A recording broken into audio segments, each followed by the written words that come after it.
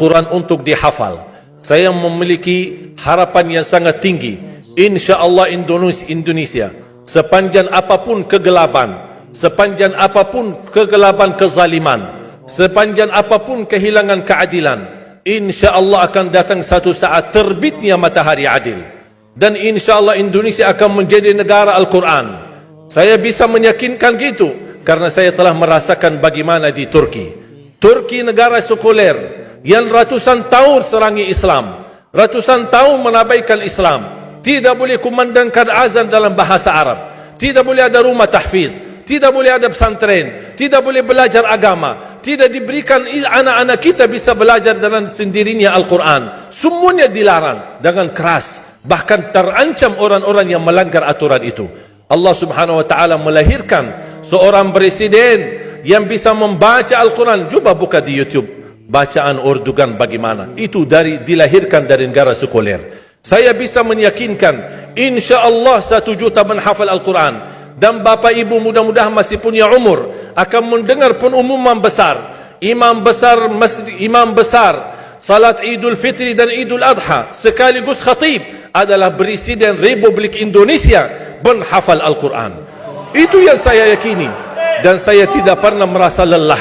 Dan saya selalu berkata sama istri, kalau saya mati itu pun karena saya bersama Al-Quran. Wallahi jamaah sekalian, yang bersama Al-Quran tidak akan merugi. Berkah rizkinya, berkah umurnya, terjamin kebahagiaan. Allah Subhanahu wa taala hanya minta satu, berkenan bersama Al-Quran di dunia. Apa yang kita dapat? Apa yang akan dibalas? Akan Al-Quran temani kita di dunia, akan temani kita saat sakratul maut, akan temani kita di kuburan membela kita, akan menemani kita saat kita dibangkit oleh Allah, akan menemani kita saat hisab, akan menemani kita saat berjalan di atas sirat yang sangat tipis dan panjang, bahkan tajam jalanannya. Begitu sampai ke surga, apakah Al-Quran melepas? Tidak akan melepas. Al-Quran masih berkenan, padahal kita hanya cuma sekali berteman sama Al-Quran di dunia.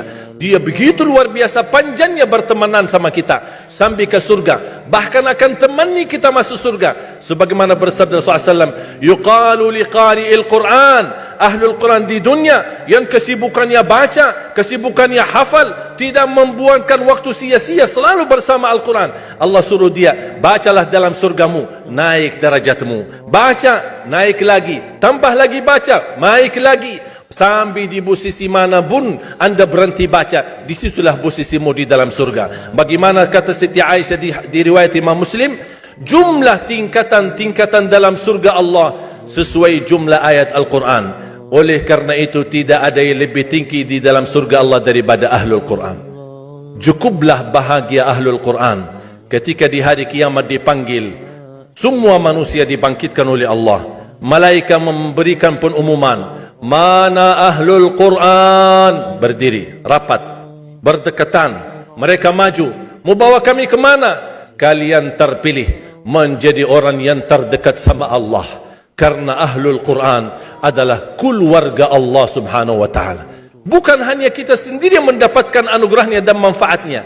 Semua keluarga kita, termasuk orang tua kita dan orang yang ada di sekitar kita. Makanya jemaah sekalian, kalau anda gagal penghafal Al-Quran, anakmu pun gagal penghafal Al-Quran, jangan sisahkan walaupun saham menjadi saksi baik di hadapan Allah. Ya Allah, saya belum hafal, anakku gagal penghafal Quran, tapi insyaAllah hartaku, usahaku, pikiranku, tenagaku bisa terus memperjuangkan Al-Quran. Apa saja, ya Allah, insyaAllah menjadi saksi baik. Dan nanti di hari kiamat, insyaAllah kita bersama Ahlul Quran mendapatkan syafaatnya Al-Quran di hari kiamat. Kita sangat membutuhkan ayat-ayat yang dikumandangkan ketika meninggal dunia. InsyaAllah setiap satu huruf akan disalurkan 10 kebaikan. Mudah-mudahan semua yang hadir diberikan kemuliaan dan keanugerah dari Allah menjadi Ahlul Quran, penghafal Al-Quran, penghayati Al-Quran, para pencinta Al-Quran, berakhlak-akhlakul Quran. Ya Allah, aku mohon atas izinmu ya Allah, kami bersama-sama bertemu di masjid ini. Berilah kepada kami kemuliaan bersama-sama bersama Ahlul Quran di dalam surgamu ya Allah, ya Dzal Jalal wal Ikram, ya Arhamar Rahimin, ya Arhamar Rahimin. Anugerahlah kepada kami anak dan keturunan penghafal Al-Quran, anak dan cucu penghafal Al-Quran yang mampu menjaga nama baik keluarga kami, yang mampu membanggakan kami di hadapan-Mu hari kiamat, yang mampu menghadiahkan mahkota untuk kedua orang tua kami. Birahmatika ya Arhamar Rahimin. Ya Allah, maafkan kalau kami tidak berhasil menjadi penghafal Al-Quran. Tapi ya Allah, kami kurbankan nyawa kami, harta kami, usia kami, tenaga kami, pemikiran kami, ilmu kami untuk Al-Quran, agar Indonesia ke depan menjadi negara Al-Quran, agar Indonesia menjadi contoh terbaik untuk mata dunia, agar bisa kita melahirkan. Karena saya meyakinkan ya Allah, dan kami semua meyakinkan, terjamin masa depan Indonesia baldatun tayyibatun wa rabbun ghafur kalau selalu bersama Al-Quran. اغفر لنا ولوالدينا ولجميع المسلمين والمسلمات والمؤمنين والمؤمنات الأحياء منهم والأموات. ربنا آتنا في الدنيا حسنة وفي الآخرة حسنة وقنا عذاب النار.